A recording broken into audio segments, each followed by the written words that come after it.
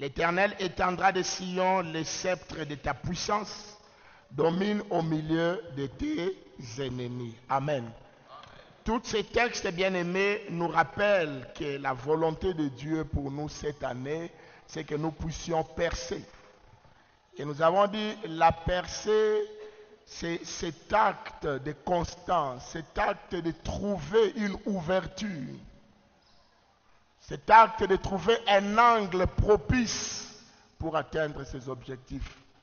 Donc, cette année, nous avons un travail à faire, celui de percer afin d'élargir.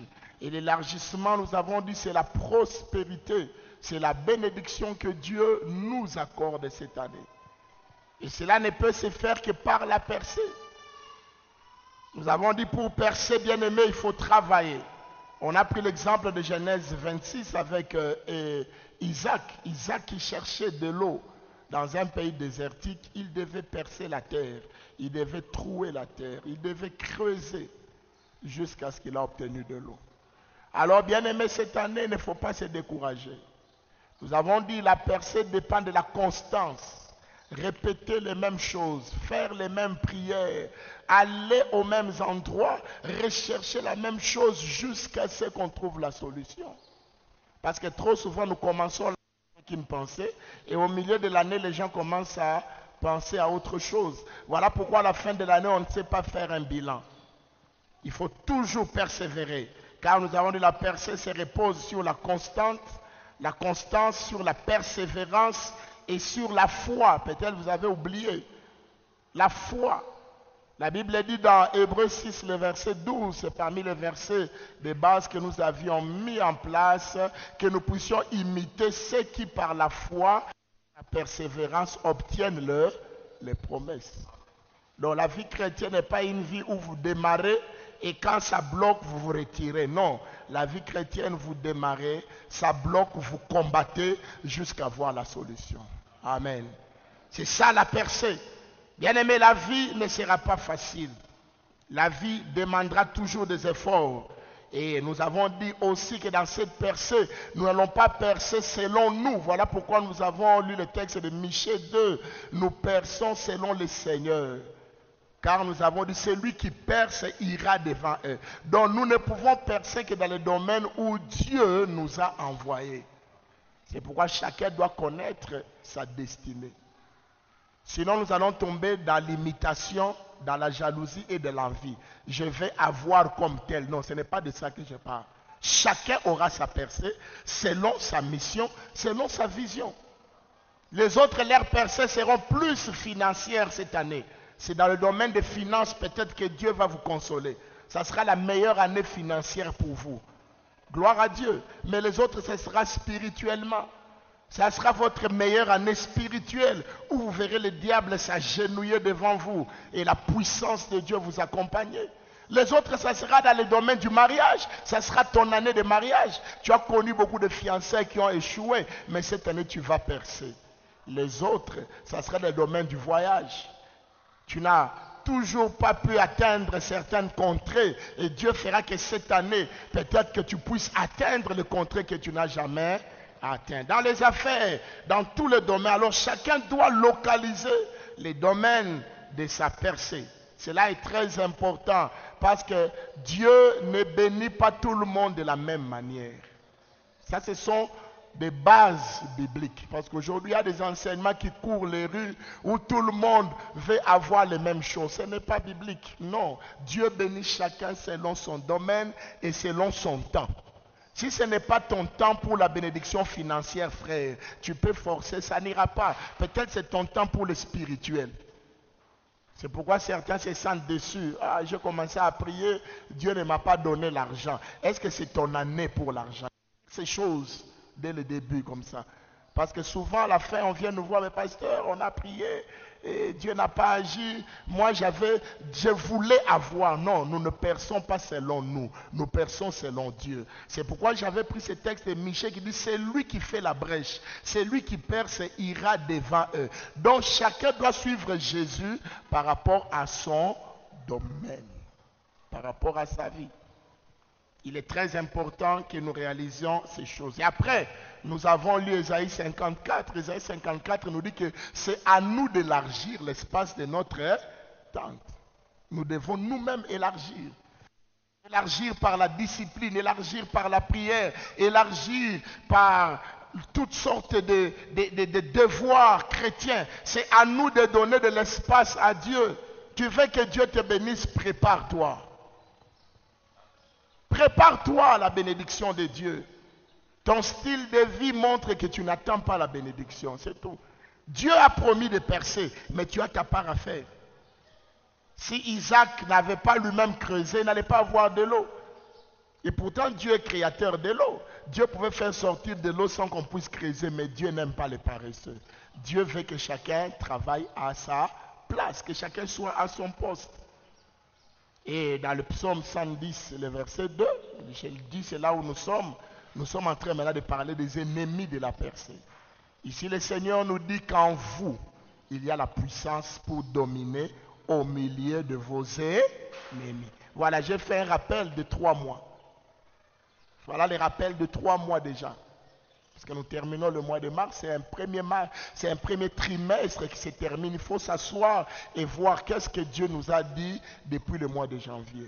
Et ce que Dieu nous a dit, est-ce que nous commençons déjà à voir des résultats? C'est ça la vie chrétienne. Moi, je n'aime pas une église. On prie en désordre, on prie avec un objectif. Chaque chrétien doit avoir un bilan d'1 mois, de 2 mois, de 3 mois. Nous sommes à la fin de 3 mois. Où est-ce que tu as percé déjà? Sinon, nous allons aller loin. Nous allons enseigner beaucoup de choses, mais qu'est-ce qui a changé? Dans quel domaine tu as percé, frère, sœur? C'est l'interpellation qui est dans mon esprit. Je me dis, Seigneur, ce que nous prêchons, est-ce que cela a un écho favorable auprès du peuple? Parce que ça ne servira à rien de prêcher si les gens ne répondent pas favorablement.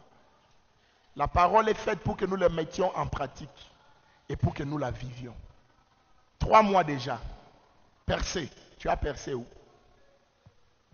Dans quel domaine tu as percé? Est-ce que tu as commencé à dominer sur tes ennemis?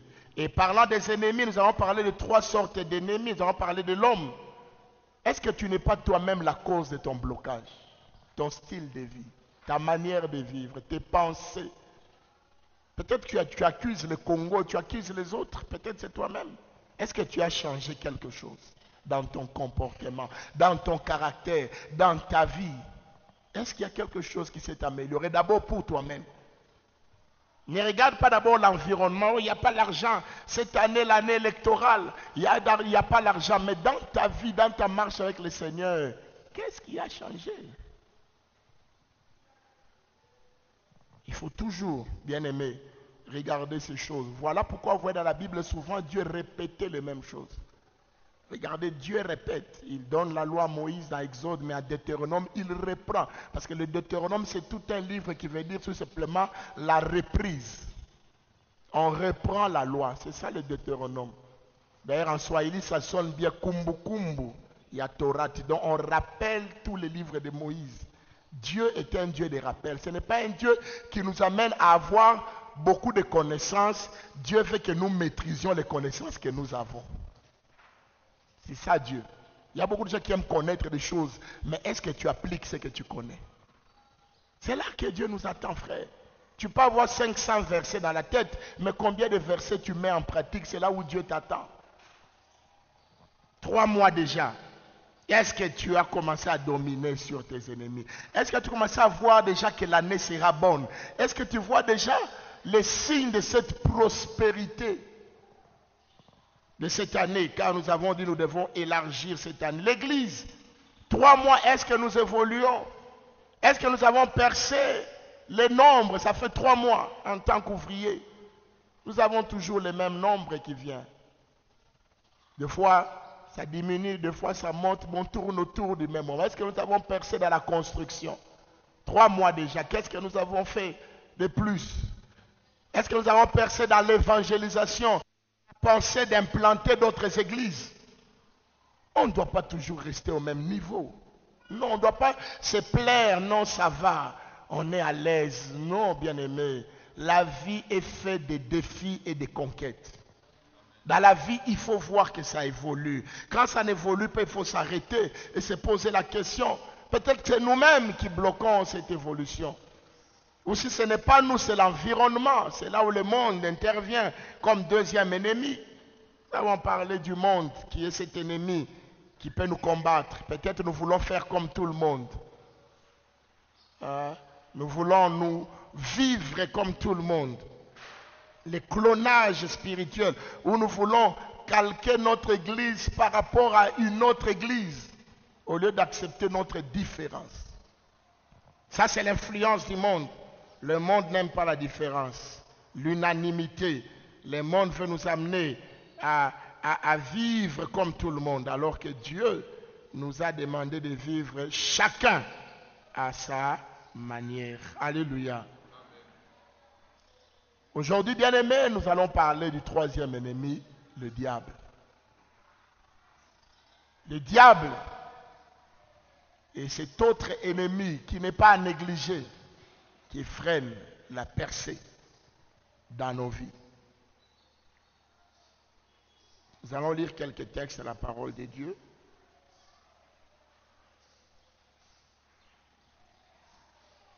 J'aimerais que nous puissions lire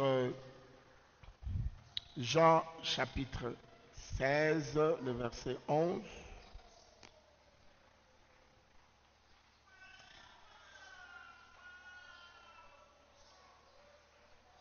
Mais avant cela, nous lisons d'abord 1 Pierre 5, 8. Voilà. Nous lisons d'abord 1 Pierre 5, 8 et puis nous allons revenir dans Jean 16.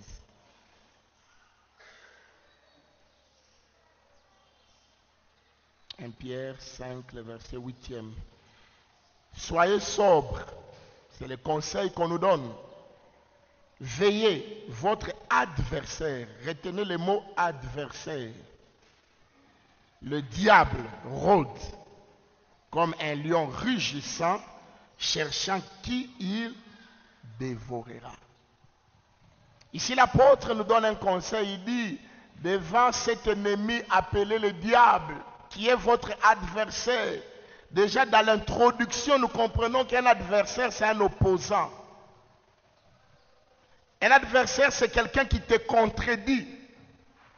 Un adversaire, c'est quelqu'un qui ne cherche pas ton bonheur. Un adversaire, c'est quelqu'un qui veut te faire échouer. Un adversaire, c'est quelqu'un qui désire te voir pleurer, te lamenter. Un adversaire, c'est celui qui ne dira jamais du bien de toi, qui ne planifiera jamais les biens pour toi. On nous dit le diable, c'est notre adversaire. Et on nous dit soyez sobres. Le mot sobre ici a plusieurs sens. Ça a le sens de la vigilance. La sobriété, c'est aussi la vigilance. Le mot sobre a le sens de la discipline. Soyez disciplinés en matière du diable. Aujourd'hui, on enseigne beaucoup sur le combat spirituel, mais on enseigne beaucoup de fausseté. Les gens aiment bien chasser le diable. Au nom de Jésus, je l'ai dit dernièrement ici, lorsque nous avons des programmes de prière, quand nous prions pour l'adoration, il y en a quand même qui parlent, la louange, il y en a qui parlent. Quand nous prions pour être remplis du Saint-Esprit, il y en a qui parlent légèrement. Quand nous prions pour nos problèmes, quand même les gens prient. Mais quand il faut chasser les démons, même celui qui était froid, vous le voyez debout. Mais comment nous chassons quelqu'un qui ne parle jamais? Comment nous chassons et qui ne change pas? Il y a un problème. Il y a un problème, frères et sœurs. Combien visitent des prophètes? Comment vont d'église en église? Combien vont de montagne en montagne, retraite après retraite, pour chasser le diable? Mais apparemment, le diable est plus fort que nos prières. Le problème, c'est le manque de connaissances. Le manque de connaissances sur le diable. Car on ne peut pas combattre un ennemi qu'on ne connaît pas. C'est là le problème. C'est pourquoi l'apôtre dit, avant de vous engager contre les diables, vérifiez d'abord que vous êtes sobre. C'est là que tout commence. Les vrais combats spirituels se commencent à l'intérieur en toi. Voilà pourquoi nous allons maintenant lire Jean chapitre 11, le verset 16. Jean 11, 16. Plutôt Jean 16, 11. Voilà. Jean 16, 11.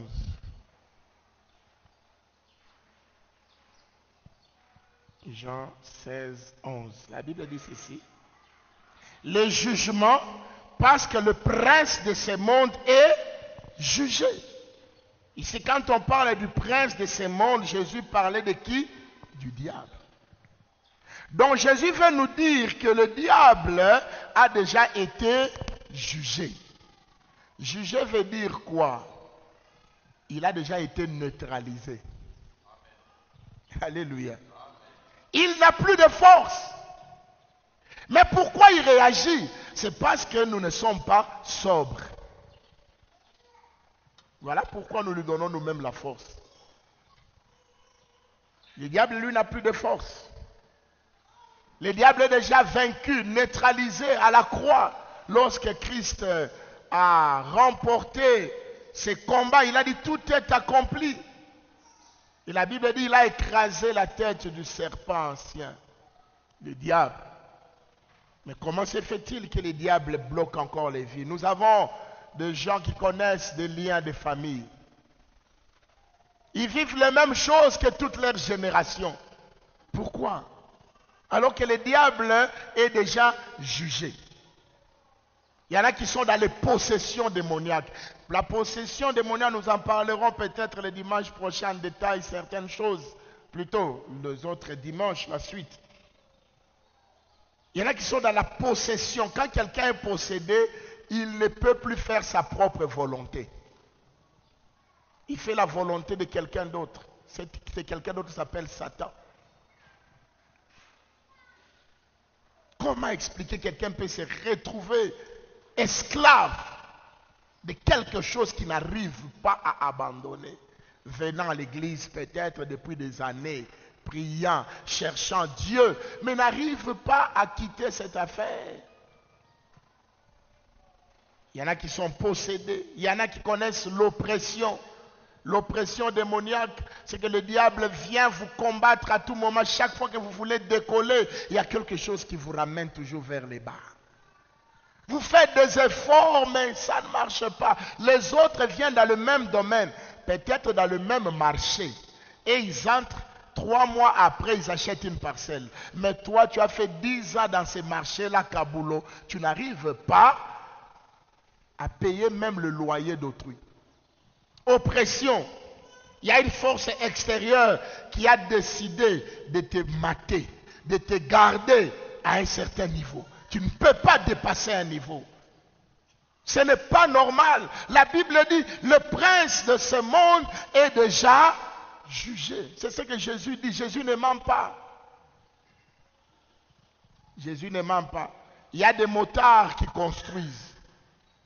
Mais toi, depuis que tu as commencé à être motard, tu n'utilises que les motos des autres. Tu n'as jamais acheté ta propre moto. Ce n'est pas normal. Il y a des taximens qui deviennent eux-mêmes des propriétaires de taxis. Mais toi, des années et des années, tu ne fais que changer de voiture d'autrui. Et malheureusement, toi, on a toujours des voitures qui ont des pannes. Je connais des gens comme ça. Lui, on ne lui a jamais donné une voiture neuve dans les taxis. Toujours des voitures compliquées. Et après un temps, il ne sait pas atteindre le montant fixé par les patrons. Et ainsi de suite, il devient encore chômeur. On lui donne un autre travail. Il a le véhicule qu'on lui donne, il va d'abord tirer ça dans un garage. Il fallait commencer les affaires avec un véhicule en panne. Bien aimé, ces choses doivent changer au nom de Jésus. Si tel est ton cas, tu dois te révolter contre les diables. Dans votre famille, personne ne perce au niveau des études. Diplôme, tout le monde au niveau du diplôme. Graduat, tout le monde s'arrête à graduat. Licence, tout le monde s'arrête à licence. Il n'y a pas de docteur, il n'y a pas de gens qui évoluent dans les études. Bien aimés, nous voulons percer les lignes de notre ennemi. Il est très important de comprendre que nous combattons, premièrement, un ennemi qui a déjà été neutralisé. Le diable a été neutralisé. Mais je reviens au malheur. Le malheur, c'est que nous-mêmes, nous les réveillons. Nous-mêmes, nous les ressuscitons. Nous-mêmes, nous lui donnons la force au travers de notre comportement. Satan, notre ennemi. Alors, j'aimerais que nous puissions comprendre qui est le diable. Nous voulons comprendre qui est Satan dans ses différents noms, dans ses différents attributs, et peut-être nous allons voir sa manière d'agir si nous avons le temps aujourd'hui. Et après, dans les autres séances, nous allons entrer en détail. Nous allons parler des liens, nous allons parler de la possession, nous allons parler de l'oppression, nous allons parler des malédictions, nous allons parler de toutes ces choses qui viennent derrière le diable. Commençons d'abord par définir lui-même le diable. Parce que souvent les gens ont une mauvaise perception du diable. On imagine un être là vilain, un être laid avec des cornes, avec des pieds fourchus comme un bouc, avec une longue queue, finie avec une pointe là derrière. On imagine même que le diable est de teint noir, qu'il est sombre. Bien-aimé, vous vous trompez. Si le diable s'appelle séducteur, ne peut séduire que celui qui a une beauté et une attirance particulière. Ça, c'est la première chose. Quand le diable vient vers vous, il ne se présentera jamais comme un adversaire. Il se présentera dans la ruse. Il se présentera comme quelqu'un de normal, comme celui qui vous donne un conseil. C'est pourquoi au jardin d'Éden, il est venu avec la ruse. Il était apparemment l'allié de Adam et Ève. Il dit non, Dieu vous a menti. Moi, je suis avec vous. Moi, je vous dis la vérité. C'est ça le diable. Il faut faire très attention. Les gens pensent toujours que les démons sont vilains. Les démons peuvent se cacher derrière une beauté que tu es en train d'envier. Derrière une entreprise que tu es en train d'envier peut se cacher le diable.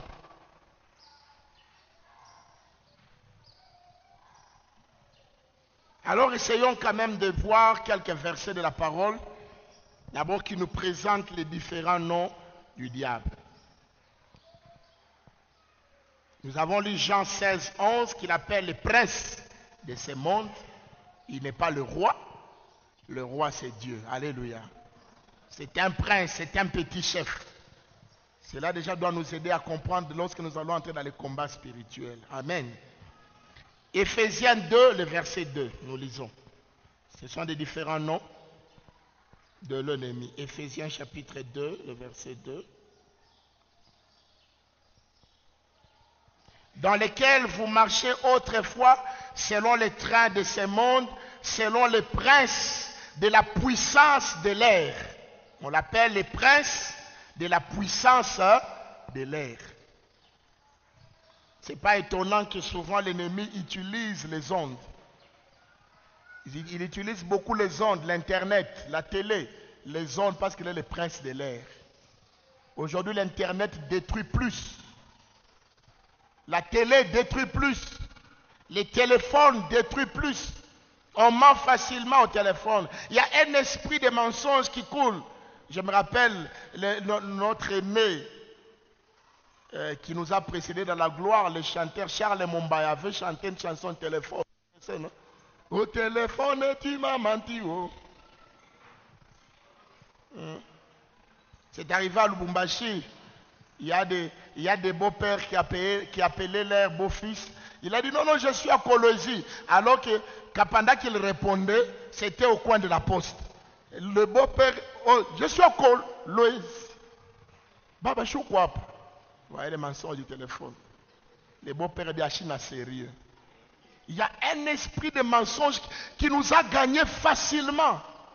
Même là où tu as raison, tu veux calmer, non, je vais calmer l'autre pour qu'il soit pas impatient. Frère, ce sont des petits pièges qui amèneront de grandes défaites. Il est le prince de l'air. Il agit dans les airs. Un esprit. Voilà encore comment on le présente, l'esprit. C'est un esprit qui agit maintenant dans les fils de rébellion. Dans ce passage, on l'appelle le prince de l'air, de la puissance de l'air. L'esprit qui agit dans le cœur rebelle. Satan est un esprit. Satan n'a pas de corps. Satan est spirituel. C'est un être spirituel. Et on le combat spirituellement. C'est pourquoi ne soyez pas abusés avec ça. Donc, je prends le couteau, je prends la kalachnikov spirituelle, je prends la bombe. Frère, Satan ne meurt pas de ces choses. La Bible nous dit, vous avez reçu le pouvoir de chasser. Satan n'a peur que de la parole du commandement de celui qui est loin. Parce que les esprits connaissent les langages des esprits. Amen. Quel autre nom? Parce que quand nous voyons ces noms, ça nous permettra de combattre en connaissance des causes. Luc 11, le verset 15. Luc 11, le verset 15e. Nous allons lire cela.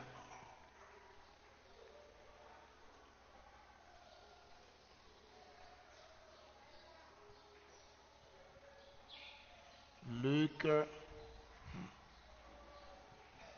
Terrible.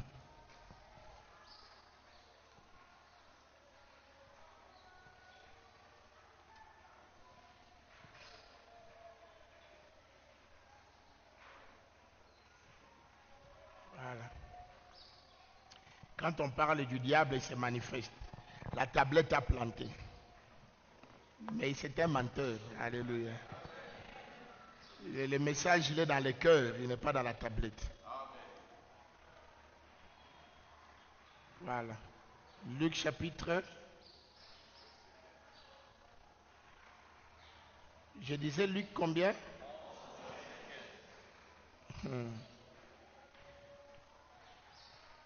Depuis la nuit, il était là en train de me combattre, je sais.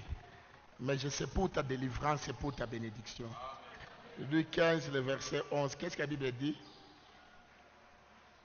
J'ai dit 15, 11. 11, 15. Mais quelques-uns dirent, c'est par Belzébul, les princes des démons. Ici, on appelle les princes des démons. Donc, les démons n'agissent pas eux-mêmes, ils sont soumis au commandement du diable. Si vous neutralisez les diables, vous neutralisez tous les démons. C'est pourquoi, bien aimé, ce n'est pas l'essentiel, n'est pas de connaître tous les noms de démons qui existent. Il faut localiser seulement les diables. Lorsque vous l'avez vaincu, tous les démons derrière lui sont obligés de se soumettre. Mais il y a des gens qui aiment connaître les démons de sirène, les démons de ceci. Ce n'est pas mauvais, je ne dis pas que c'est mauvais. Mais bien aimé, c'est une distraction inutile. La Bible dit, je vous ai donné le pouvoir de marcher sur le serpent, sur le scorpion et sur toute la puissance du diable. On dit quoi? Sur toute la puissance du diable. Luc 10, 19. Sur toute la puissance du diable. Et rien ne pourra vous nuire. Le problème, c'est que nous n'avons pas cette autorité-là. Donc ici, on l'appelle le prince des démons. Quand vous voyez un démon agir, les démons, ce sont des esprits mauvais. Ce sont des esprits méchants. Ce sont des esprits qui troublent les gens. C'est eux qui peuvent troubler le sommeil. Des fois, tu es au lit, tu ne trouves pas le sommeil. Il y a des démons chargés pour ça. Tu tournes sur les lits à gauche et à droite. Il y a des démons qui amènent la peur. Tu as une peur que tu n'arrives pas à comprendre. La nuit, dès que c'est la nuit, tu as peur. C'est leur travail. Tu sens juste un petit problème de santé, tu as peur de la mort. Ce sont des démons. Ce sont des esprits chargés de te mettre mal à l'aise. Mais ces esprits sont soumis à leur prince, qui est le diable. Donc on l'appelle aussi le prince des démons. Donc si nous neutralisons les bien-aimés, nous neutralisons tous ces esprits. Quel autre nom encore la Bible lui donne? 1 Pierre 5, 8, nous l'avons lu, adversaire. Ça, je l'ai déjà dit. Votre adversaire, le diable. C'est un adversaire, et j'ai défini un adversaire, c'est quelqu'un qui te veut du mal. Voilà pourquoi, bien-aimé, je décourage tous ceux qui vont suivre des leçons d'occultisme. Le diable n'est pas bon. Ça va marcher pendant un temps, mais quand il va vous frapper, il va même prendre ce qu'il ne vous avait pas donné. Vous verrez des enfants devenir moins intelligents à l'école. Les enfants commençaient à créer des choses dans la maison, l'inceste. Ce sont des choses que nous sommes allés puiser chez les diables. Et toi, papa, tu ne connais pas les conséquences.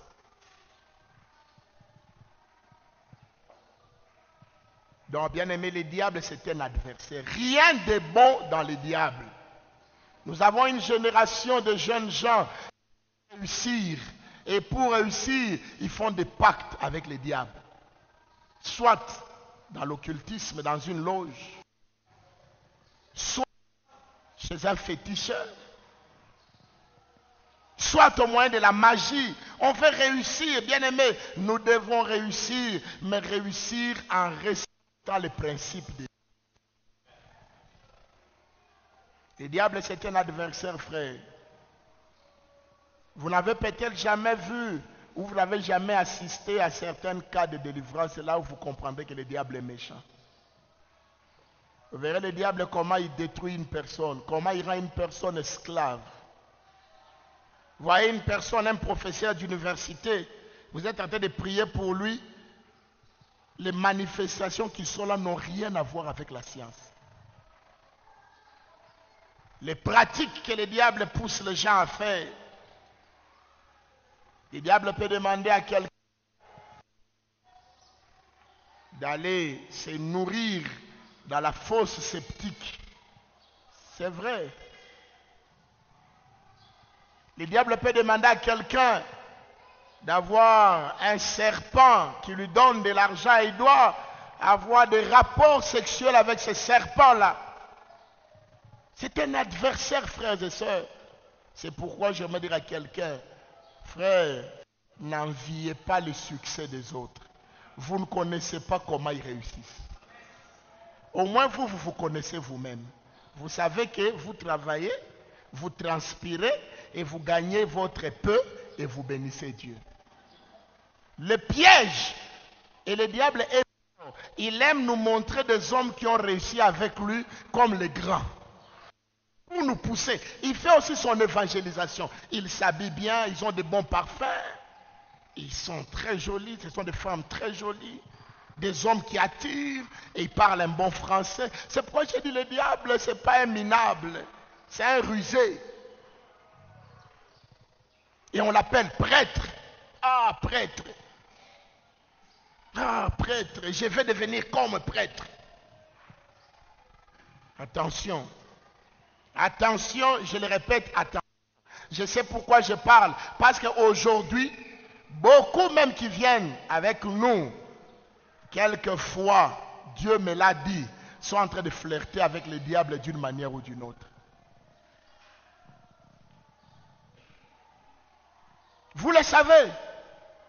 Si je prends cette attitude grave, peut-être beaucoup ne comprennent pas. C'est l'attitude que le Saint-Esprit m'a donnée. Il dit, beaucoup sont en train de se camoufler derrière la parole de Dieu. Mais ils ont des livres, ils ont des choses, ils ont des pratiques. Surtout aujourd'hui, même dans l'église, il y a des églises qui présentent un faux évangile. Ce n'est que l'œuvre du diable camouflée.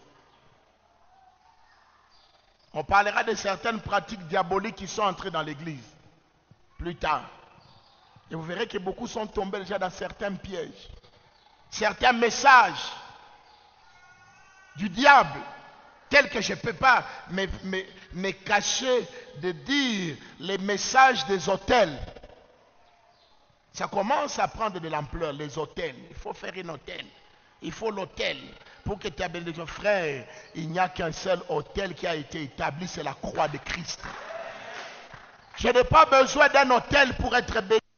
Je donne à l'homme de Dieu l'hôtel. J'ai des fois certaines personnes venir dans mon bureau. Papa, je veux faire un hôtel pour mon problème. Je comprends le niveau spirituel. Je dis, il n'a pas encore compris.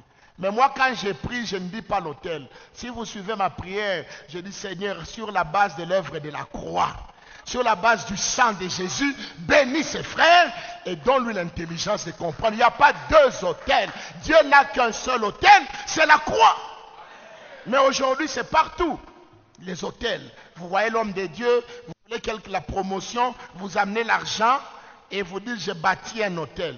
Vous êtes en train de rebâtir un hôtel satanique sans vous rendre compte. Même si ça ne vous plaît pas, c'est que j'ai dit, vous qui aimez cet enseignement, mais chez nous ici, nous n'avons qu'un seul hôtel, c'est la croix. Quand nous allons à la croix, Jésus répond. Quand nous allons nous abandonner au pied de la croix, le sang de Jésus nous lave, nous sanctifie, nous purifie et nous accorde la victoire. Ne soyez pas distraits, il y a beaucoup de choses aujourd'hui qui ne sont que des enseignements sataniques dans l'église. Dans l'église, même sur la Sainte Seine, on en parlera. Il y en a qui présentent la Sainte Seine comme certains, avec un certain pouvoir. Non, non. Le pouvoir de la Sainte Seine, c'est le cœur pur de celui qui prend la Sainte Seine. Ce ne sont pas les éléments qui ont quelque chose, c'est ton cœur. Il dit discerner. Celui qui mange sans discerner, voilà celui qui est puni. La Sainte Seine, ce sont des éléments. Attention, frères et sœurs, le diable est rusé, il s'est déjà camouflé. Il est là avec nous. Il est là dans nos églises, dans nos enseignements. Il marche avec nous. Et des fois, on ne les remarque même pas. Et les gens vous diront, à la borne, il n'y a pas ça, il n'y a pas ça. Oui, nous ne voulons pas ça, parce que nous connaissons les dangers derrière ça. Nous prêchons la parole. Au moins dans la parole, c'est clair. C'est simple. Celui qui met en pratique la parole vivra par la parole. C'est ce que la Bible dit. C'est un adversaire. Quel autre nom du diable nous pouvons prendre en ces lieux? Apocalypse 12, 9 à 10. Il est l'accusateur. Voilà. Il te pousse à pécher. Et puis lui-même, il va encore t'accuser. C'est un ennemi. Le diable n'est pas bon. Je le répète, le diable n'est pas bon. Je parle aussi calmement possible parce que j'aimerais que nous réalisions ces choses. Parce qu'en matière de combat spirituel, les gens aiment aller vite en besoin. Non, le combat spirituel n'est pas une affaire de muscles. Ce n'est pas une affaire de la grosse voix. Ce n'est pas une affaire de celui qui parle beaucoup. C'est l'affaire de celui qui connaît beaucoup. Quand tu connais ton ennemi, des fois tu peux prier en 1 minute et continuer ton sommeil. Un jour, le diable est venu attaquer John Wesley. John Wesley, c'est l'un des précurseurs des réveils. Parmi les gens qui ont amené les réveils, et c'est lui qui a plus amené l'évangile en plein air, les croisades en plein air. Il disait, le monde, c'est mon église. C'est lui qui a commencé cette affaire où nous pouvons faire des campagnes à l'extérieur. Un homme puissant. Un jour qu'il dormait chez lui, il n'arrivait pas à trouver le sommeil. Il se tournait à gauche, il se tournait à droite. Un moment là, il ne comprenait pas qu'est-ce qu'il y avait. Et quand il a ouvert les yeux, il a vu le diable en personne dans sa chambre. Vous savez ce qu'il a fait? Il a dit, c'est seulement toi. Il n'a même pas chassé. C'est seulement toi. Il dit, laisse-moi tranquille. Il s'est couvert et il a dormi. Il a méprisé le diable. Ça, j'aime. Il faut atteindre cette dimension où vous voyez le diable comme un petit là. Le diable a déjà été vaincu. Il ne faut pas lui donner trop de gros mouloges. Regardez, quand une maman, une tante, entre guillemets, qu'on pense qu'elle est sorcière, arrive à la maison est agitée. Même celui qui ne priait pas à minuit commence à prier à minuit. C'est une prière de peur. Ce n'est pas une prière de foi. Or, nous n'avons pas peur. Nous avons la foi. 1 Pierre 5, 8. On n'est pas sobre, on n'est pas discipliné dans les choses de Dieu. Voilà pourquoi le diable utilise la ruse. Il continue à nous faire peur. Apocalypse 12, versets 9 à 10. La Bible dit ceci. Et il fut précipité, les grands dragons. Voilà encore les grands dragons. C'est encore un nom du diable. Les serpents anciens. Vous savez, souvent, il y en a qui, dès qu'ils rêvent le serpent, ils pensent que c'est le diable. Ça vous est arrivé aussi, hein? Dès que vous rêvez le serpent, pasteur, j'ai rêvé le serpent. Bien aimé, le serpent n'est pas le diable. Lorsque Dieu a créé le serpent, la Bible dit, Dieu vit que cela était bon. Le diable qu'on appelle le serpent ancien, ce n'est pas ce serpent que nous voyons là, non. C'est une incarnation. Il avait pris la forme, il pouvait prendre la forme d'un singe. Il pouvait prendre la forme de n'importe quel animal. Mais il a pris la forme du serpent. Qu'est-ce qu'il y a derrière le serpent? Il y a la ruse, il y a la dissimulation. C'est un animal qui peut être quelque part et vous ne savez pas qu'il est là. C'est ça l'idée. Donc quand on présente le diable comme un serpent ancien, on présente l'aspect du camouflage. Ce n'est pas l'aspect d'un animal. Il y en a dès qui voient un serpent dans la maison, non, il y a des serpents normaux. Tu as des herbes, comme nous avons des herbes en face. Il y a un serpent entre ici. Ce n'est pas Satan. Oh, on a vu un serpent là-bas, on a ma magie. Non. Nos amis de quoi? Nos amis de l'électricité. Ils nous ont fait faire un trou ici pour mettre les câbles. Mais c'est toujours vide. Le jour où un serpent va entrer ici, frère, on va dire quoi? Satan. Mais bouchez les trous. Est-ce que je parle à quelqu'un? Il y en a qui, dès qu'ils voient le serpent, Satan, non, tue-le avec un bâton. Et il va bien mourir. Et quand il meurt, tu n'as pas encore chassé les diables. Le diable est esprit, frère. Il faut bien connaître notre adversaire pour bien le combattre. Le serpent ancien. Appelé le diable, diabolos en grec, et Satan. Satan, ce sont toujours ces noms. C'est lui qui séduit toute la terre. Voilà le mot, le séducteur. Le séducteur, c'est lui qui séduit toute la terre. Ouais. Derrière chaque mot, vous pouvez comprendre une activité. L'adversaire, c'est quand le diable s'oppose à toi ouvertement. Le séducteur, c'est quand il s'oppose à toi sans que tu te rendes compte. Et c'est là l'étape la plus dangereuse. Quand tu ne sais pas détecter qu'il y a le diable ici. Il est séducteur. La même personne, il peut t'attaquer. Mais des fois, tu as l'impression que tout va bien. Mais un faux enseignement, une fausse conviction, la séduction. Il est terrible, le diable. Quelqu'un a dit, le diable a plus de 6000 ans de carrière. Commencez par faire tomber Adam. Ce n'est pas quelqu'un à négliger dans le combat spirituel, frère. Mais ce n'est pas quelqu'un à craindre non plus. Amen.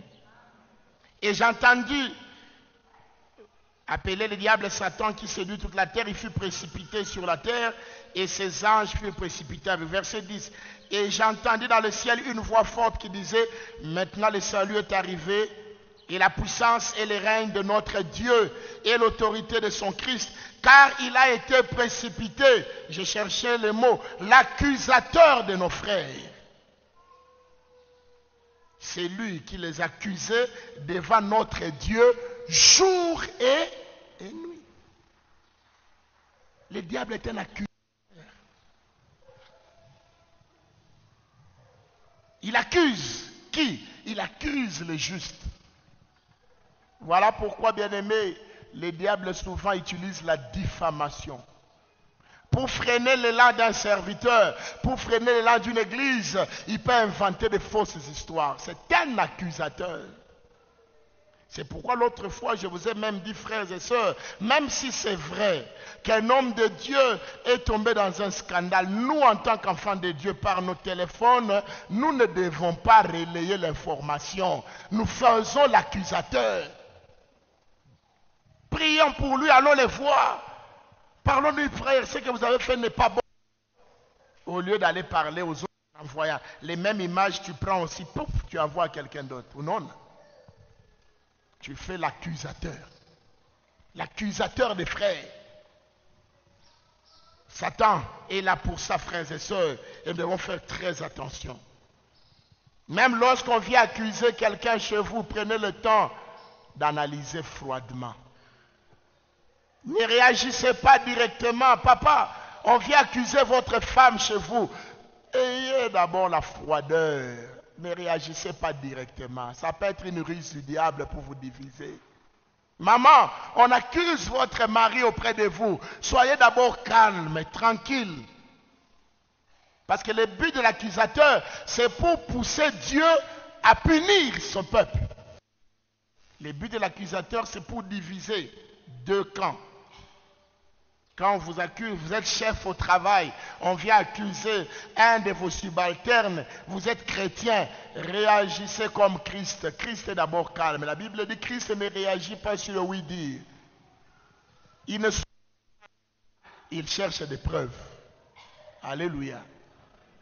Le diable, voici ces noms, il y a tant d'autres noms, et ces noms, tout le nom du diable manifeste tout simplement un projet mauvais. Un projet maléfique. Et nous sommes entourés, bien-aimés, de ces gens. Ces gens qui trafiquent avec le diable. Le fait que nous nous prions, ça ne les fait pas plaisir. Le fait que toi, tu entres dans ton bureau, avant de commencer, tu pries d'abord, il est énervé. Bien-aimé, il faut toujours prier. Ne vous laissez pas intimider par les occultistes. Nous avons un pouvoir supérieur à leur pouvoir. Le nom de Jésus est au-dessus de tout nom. Ne commencez jamais une journée sans prier. Vous ne savez pas entre chez vous et les bureaux, qu'est-ce qui a été mis comme piège sur votre chemin. Alléluia. Nous avons un adversaire, j'aimerais le rappeler encore. J'insiste sur cet élément. Il est adversaire. Il ne veut pas te voir réussir. Alors, la mission de l'ennemi, sa mission, il n'a qu'une seule mission. La destruction de l'homme. La destruction. Satan n'a pas 2, 3, 4 missions. Une seule mission, la destruction. Il voit un couple qui est heureux, il va créer des problèmes. Il faut que ce couple se divise. En inventant des histoires, en créant des histoires. En entrant dans la femme, et la femme réagit mal, l'homme se fâche aussi, il prouve qu'il est l'homme et c'est fini. Un mariage vole en éclats. En entrant dans l'homme, l'homme aussi commence à faire des choses qu'il ne faisait pas avant. Il devient infidèle ou ceci, cela. La femme ne supporte pas et le mariage vole en éclats. Sa mission, c'est de détruire quelqu'un qui avait son commerce, un commerce florissant, un commerce qui payait bien. Le diable veut te voir échouer. Il veut te voir devenir pauvre. Vous savez, le but du diable, c'est de nous voir, nous tous ici, devenir des mendiants, si vous ne le savez pas. Le diable n'est pas content. Même quand il donne une fausse richesse aux hommes, c'est une richesse qui amènera ces hommes à la mort. Mais quand tu as une richesse pure, une richesse qui vient de Dieu, une richesse qui vient du travail, tu seras combattu. Il ne veut pas que les gens louent Dieu. Il est énervé quand nous adorons le Seigneur. Il est fâché quand malgré tes difficultés, tu restes fidèle à Dieu. Alléluia. Quelqu'un a chanté, lorsque nous louons Dieu au milieu de l'épreuve, Satan devient fou. Nous pouvons louer Dieu même quand ça ne marche pas. J'ai aimé les cantiques qu'ils ont donné à un moment là. Je suis né pour glorifier Dieu. Obéir à sa voix en toutes circonstances. Même quand je ne veux pas. Je suis obligé d'obéir à Dieu même lorsque j'ai perdu mon travail. Même lorsque j'ai perdu mon mari, même lorsque j'ai perdu l'argent, même lorsqu'on m'a licencié abusivement, je viens dans la maison de Dieu, je lève mes mains. Seigneur, tu restes mon Père. Et là, Satan est troublé. Alléluia. Jean 10, le verset 10, nous parle de sa mission. Jean 10, le verset 10, nous présente la mission de l'ennemi.